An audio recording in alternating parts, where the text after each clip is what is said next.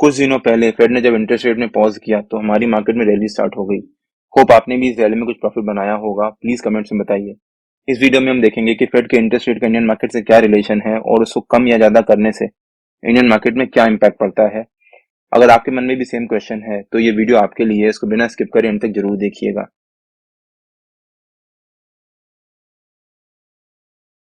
Hello friends, welcome to Trade to Spend. 13th को मतलब पिछले हफ्ते फेड ने जब इंटरेस्ट रेट में पॉज किया उसके बाद 14 से हमारी मार्केट में एक जबरदस्त रैली आ गई।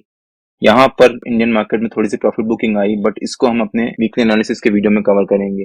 निफ्टी के डेली और वीकली एनालिसिस के वीडियो में रेगुलर बेसिस पे अपने यूट्यूब चैनल में अपलोड करता हूँ। अगर आपने मेरा यूट्यूब चैनल सब्सक्राइब नहीं किया है तो प्लीज सब्सक्राइब कर लीजिएगा, बेल आइकन जरूर हिट कर लीजिएगा।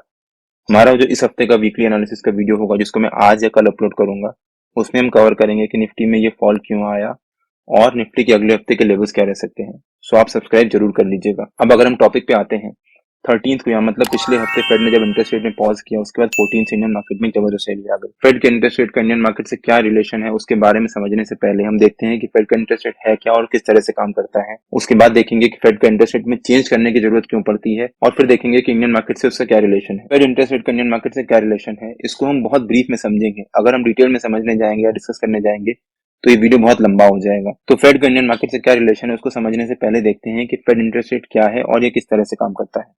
कोई भी बैंक या इंस्टीट्यूशन अगर दूसरे बैंक या इंस्टीट्यूशन से पैसे बोरो करता है तो वो किस इंटरेस्ट रेट पे पैसे बोरो करता है उसको फेड कंट्रोल करता है, जिसको हम फेड इंटरेस्ट रेट भी कह सकते हैं। अब किसी भी बैंक या इंस्टीट्यूशन को दूसरे बैंक या इंस्टीट्यूशन से पैसे बोरो करने की जरूरत पड़ती ही क्यों है या फिर ये किस तरह से काम करता है। किसी भी कंट्री का रेगुलेटर अपने बैंक्स और इंस्टीट्यूशंस को मैंडेट करता है कि उनको अपने वर्किंग कैपिटल का एक पर्टिकुलर अमाउंट रिजर्व में रखना है किसी इमरजेंसी सिचुएशन के लिए। हम लोग डेली बेसिस पे बैंक से पैसा डिपॉजिट करते हैं, विड्रॉ करते हैं। बैंक्स अपने कस्टमर्स को डिफरेंट डिफरेंट इंस्ट्रूमेंट्स के थ्रू पैसा लेंड करते हैं।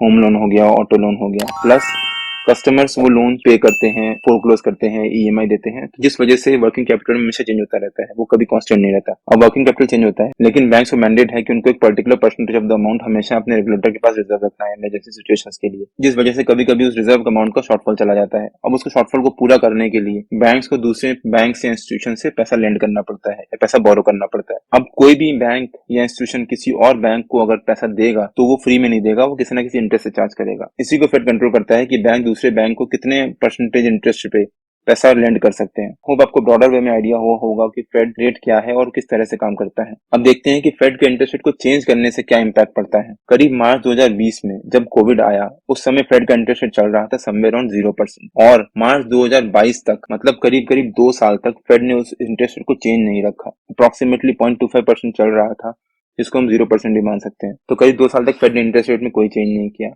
वो चेंज इसलिए नहीं किया ताकि मार्केट में लिक्विडिटी बनी रहे। उसका क्या इम्पैक्ट पड़ा, उसकी वजह से इन्फ्लेशन में रेट बढ़ने लग गया।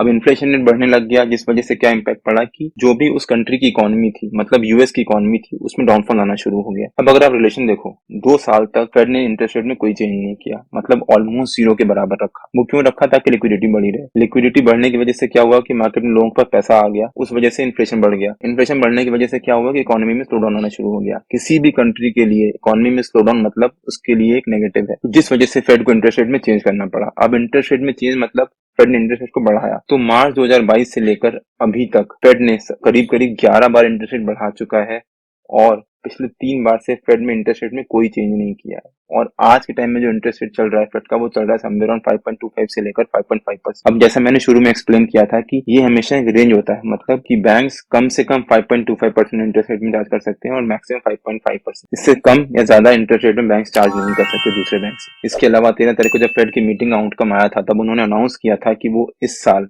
2024 में करीब 3 बार इंटरेस्ट रेट को कम कर सकते हैं, जिसका सीधे सीधे इंडिकेशन होता है कि हो सकता है यूएस की मार्केट अब पॉजिटिव ट्रैक में या फिर रिकवरी मोड में जा रही है ताकि फेड इंटरेस्ट रेट कम कर सके।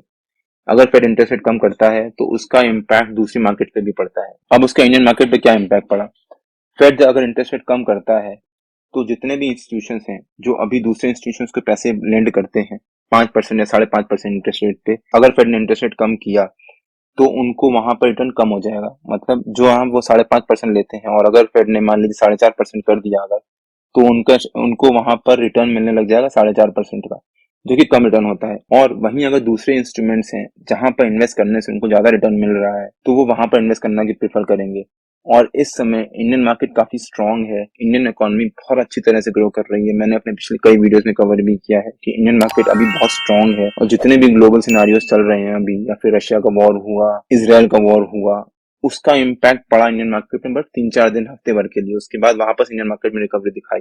ओवरऑल एज सच ग्लोबली कोई भी नेगेटिव न्यूज नहीं है जिससे इंडियन मार्केट में कोई नेगेटिव इम्पैक्ट पड़े। इंडियन गवर्नमेंट काफी स्टेबल है इस समय, जिस वजह से इंडियन मार्केट काफी प्रॉमिसिंग है। जितने भी इंस्टीट्यूशंस हैं वो प्रेफर करेंगे कि उस मार्केट में इन्वेस्ट करना जहां से उनको ज्यादा रिटर्न मिले विद लेस रिस्क। तो उसके लिए इंडियन मार्केट सबसे प्रॉमिसिंग मार्केट होगी। और अगर एफआईआईज वहां से पैसा विड्रॉ करते हैं तो वो इंडियन मार्केट में इन्वेस्ट करेंगे, और जिसका हमने एग्जांपल देख भी लिया। और एफआईआईज ने पिछले कुछ दिनों में बहुत अच्छा इन्वेस्टमेंट किया। होप आपको कुछ आइडिया हुआ होगा कि फेड रेट क्या होता है, उसको चेंज करने की जरूरत क्यों पड़ती है, और उसका इंडियन मार्केट में इतना पॉजिटिव इम्पैक्ट क्यों पड़ा। अगर आपको कुछ क्वेरीज हो तो प्लीज कमेंट्स में बताइए, मैं उसको आंसर करने की कोशिश करूंगा। अगर आपको वीडियो अच्छा लगा हो तो please like, share and subscribe और बेल आइकन जरूर हिट कर लीजिएगा, सो दैट जब भी मैं अपना अगला वीडियो पोस्ट करूं आपको नोटिफिकेशन आ जाए। Till than happy trading and जय हिंद।